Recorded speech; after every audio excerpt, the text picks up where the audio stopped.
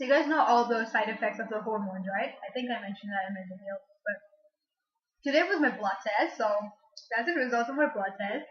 And the nurse took like 4 to 5 bottles of my blood. I was like, seriously, you guys need 4 to 5 bottles to just check my hormones level? And the bottles were like this big. They weren't like tiny ones. Whoever thinks this is tiny is weird for me. This is huge for me. But yeah, she took like 5 bottles of it.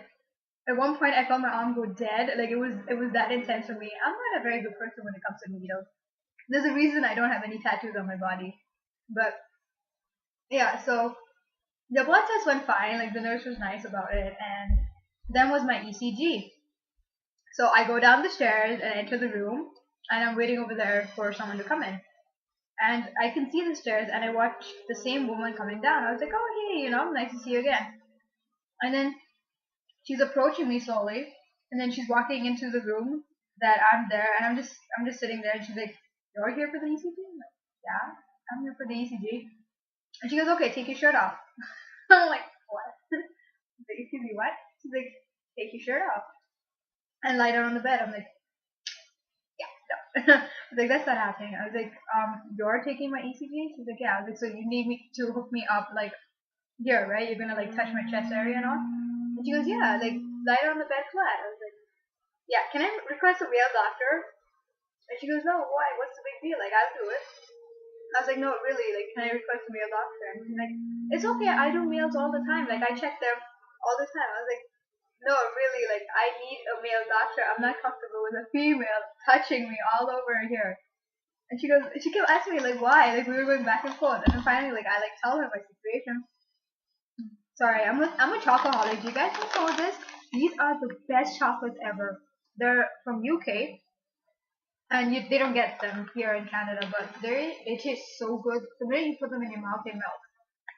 And I made this video about chocolates all of a sudden. But yeah, so she was like, she kept asking me right what was going on. So I told her, and she goes, "Oh," and that's when all the awkward questions started happening. She's like, "Oh, so what do you do to your chest? Like, do you bind it? Do you tie it? Can I see it? Like, what is up here? Like, can I look at it?"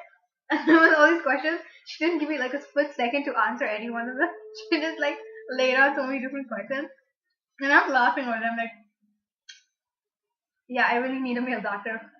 She started laughing. She's like, "Okay, I will reschedule your appointment for tomorrow with a male doctor." And I was like, that would be awesome if you could do that for me. And she's like, "So can I see it?" I'm like, "No."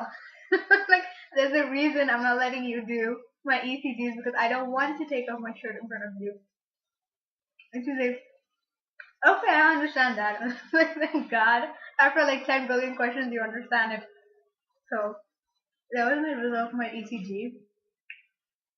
I'm trying to be healthy, so I'm doing all these tests just to make sure where I stand with the hormones. It's been 2 months. Oh yeah, it's been 2 months since I've been working at the gym, and I have noticed my arms, like, I get a little bit bigger if I flex it. Like I can see the cuts forming. Like even my triceps, I don't know if you guys can see the triceps. Like I can notice the cuts coming in. So they're not very big, but I would say like they're getting there where I want them to get. But obviously when I go home, it's gonna boost me up a lot more. But so far, I've been building a lot of lean mass. I work on my pectoral muscles a lot because when I go in for the mastectomy, they want your pectoral muscles to be, very developed. I guess that's why they say you have to be on hormones for a year. But I'm trying to avoid that 1 year wait. So I'm trying to like work out as much as possible to build up a lot of my muscles. My fat mass has decreased by probably like just a little bit because like chocolates, I'm a chocoholic. Like I really don't get to, eat that healthy.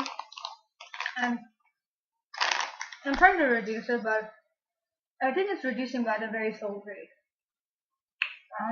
That's my gym update. That's my examination update. But yeah, tomorrow going for the ECG. My pressure's okay. My pressure's not a problem. And then I do a complete physical in December to make sure everything else is okay. But yep, so far that's the update where I stand on my hormones. I'm still waiting on the endocrinologist call. And then once I get the result, like I'll get his call. So I'll let you guys know then when I'm starting it. Alright, If you guys had any awkward moments, I don't know whether I'm the only transgender person that has had such an awkward moment, but did you guys ever go for your, like a physical or something just to make sure where you stand before you go on hormones? Like, are any of you worried about the side effects?